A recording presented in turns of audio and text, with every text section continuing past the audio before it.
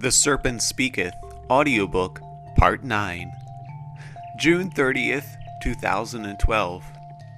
I know I promised to go hiking with you. I'm sorry it took this long, Clyde told me as he drove to the Myers Falls trailhead. He didn't look over at me. His eyes and mine were focused on the road ahead. It was a good thing because I didn't want to die in a traffic accident, but I got the feeling he was avoiding something. I think about the last time we went hiking together. It was over 10 years ago, maybe before we went to college and left the farm. I look over at him as we pull up and think about those days. We're like two different people now. Don't worry about the time we've lost, he says like he's reading my mind. Just think about the time that we now have. I laugh nervously. I'm not worried, I tell him. I'm not exactly lying, but I can tell that he feels that I am. After Clyde has parked the car, he tells me, "Let's go. There's a lot we have to catch up on." Clyde hikes ahead of me, swift on his feet and light on the rocks. I'm slow because of the medication, but I smile because it's a beautiful day. I focus on the leaves and the trees and the songs of the birds as we hike up the mountain to Myers Falls. The trail goes up the mountain. It was smooth, and rolling up the hill, I breathed deep in the moments, trying to forget my worries. Clyde and I didn't talk much on the way up there, but I was reminded of old times with him. When we get to the top of the hill, we both sit down on the rocks overlooking the valley and the falls. It was midsummer, and the trees were deep green. "It's been a long time, hasn't it?" Clyde says as we look over the valley and the falls. I nod. "How long has it been?" I ask. Clyde shrugs. I try to be quiet and just enjoy the moment, but something is bothering my brother. "Can you tell me what you want to talk about?" I ask. Clyde looks over. "I didn't want to bring things up all of a sudden, but I'm worried about you. I want to support you and help you out. I'm fine. My life is fine. I'm on medication and keeping busy," I say. "You're not okay. You're just getting by," he says. "Cleo isn't around much anymore because of the medication," I say. He shrugs. "Big deal," he said. "Are you just here because Summer told you to be?" I ask. He looks at me incredulously. "No. I told you. I want to be here for you. I want to help you. You think I'd be talking to you like this if I didn't want to be here? So what do you want? What do you want me to do?" I ask. He stammers. I don't know, okay? But something has to change. You know this.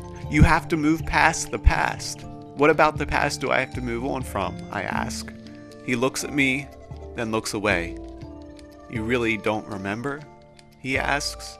I sigh and look over the mountains with him. "Whatever it was, I'm sorry if I hurt you, but I really don't know what you want me to remember," I said. He nods. "And yet I'm supposed to trust you, right? Even after what you did to Frank, our father?" I can imagine what he must think. It probably looks to him like I tried to kill Frank. I want to tell him that it wasn't me, that it was Cleo, but I know he won't believe me. "But this is about more than what I did to Frank, isn't it?" I asked. He sighed. "It is," he said. "You know, I haven't trusted you since you ran out on us back in college. Left me alone with that cruel old man. You know, I feel really bad, but that's why I went and did the same thing to you. But he didn't do anything bad to me," I tell him. "Maybe not recently. We were both lucky," he says. I try to think of something to say, but can't think of anything. We both sit for a while, and eventually, we hike back down the mountain.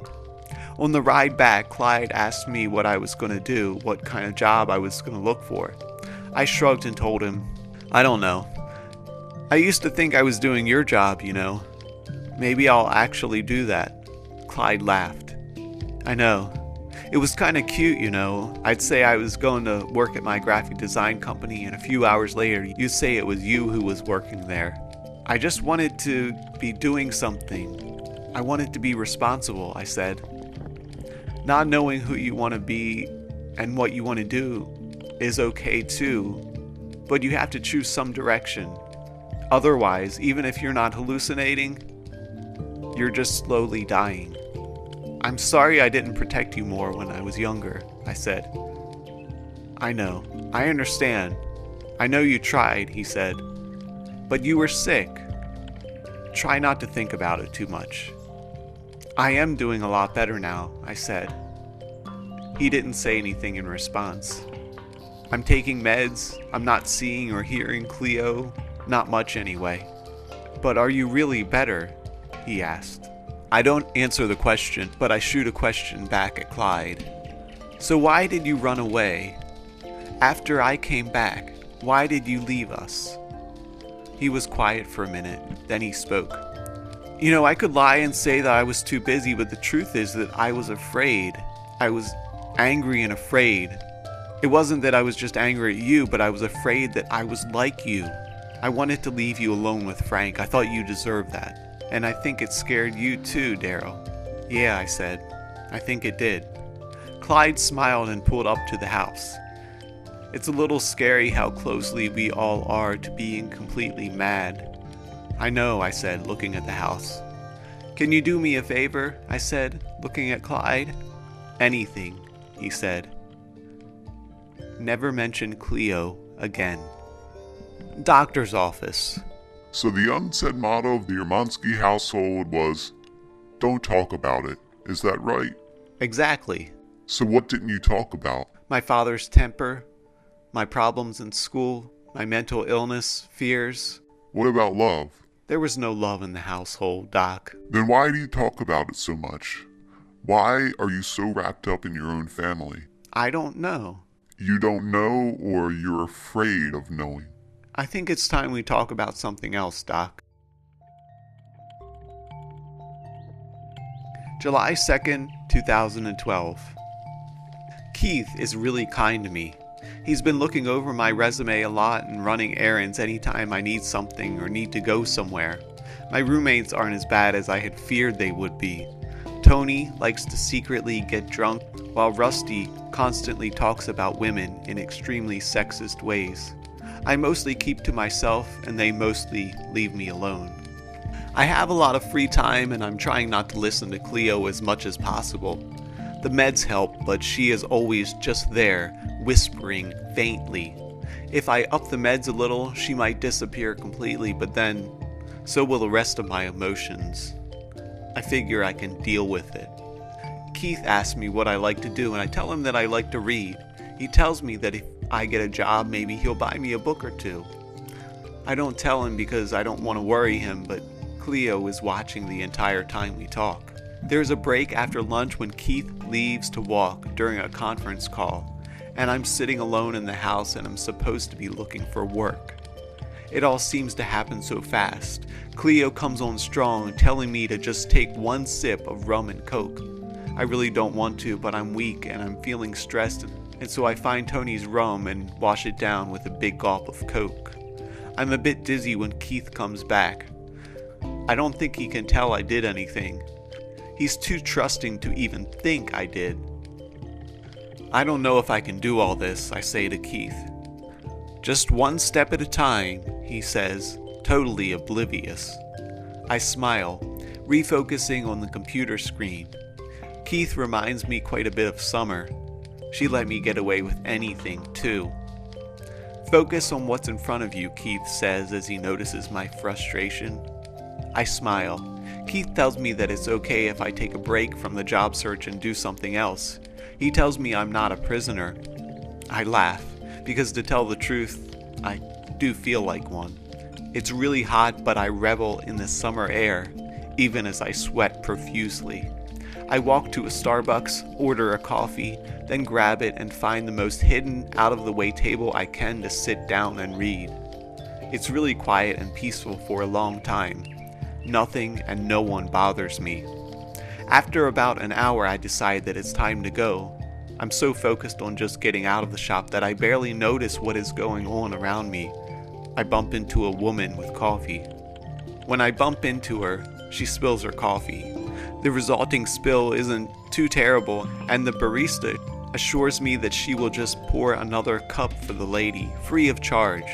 but all eyes are on me and I suddenly feel on edge. I play it off like I'm sorry and I laugh, a fake laugh as I walk out the door.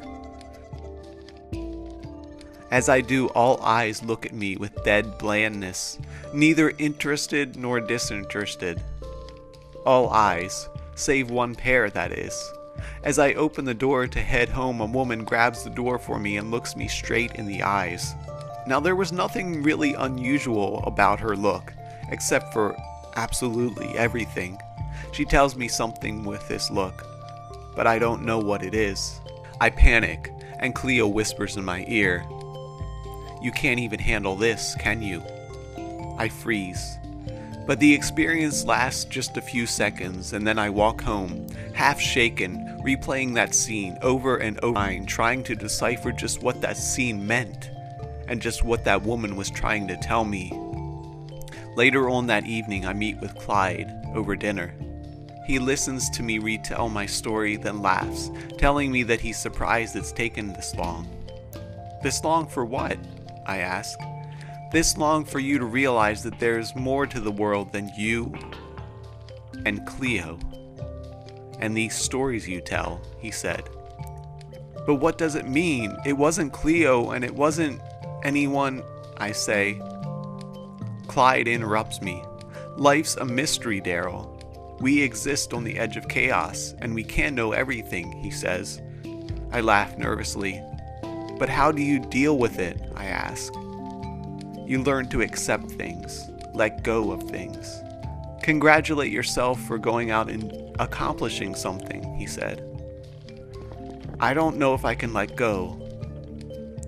Like Cleo said, maybe I'm not strong enough. Maybe I'm not ready. You will be, Clyde said, supportively. I look nervously out the window. After dinner, I tell Keith the dinner went really well and that the broccoli sauce with pasta was divine. He told me that some jobs called back and that he thinks things are going to start getting better for me. I smile and thank him. I don't tell him that Cleo had reappeared, full force. She wasn't just a whisper, a shadow, or a mist anymore.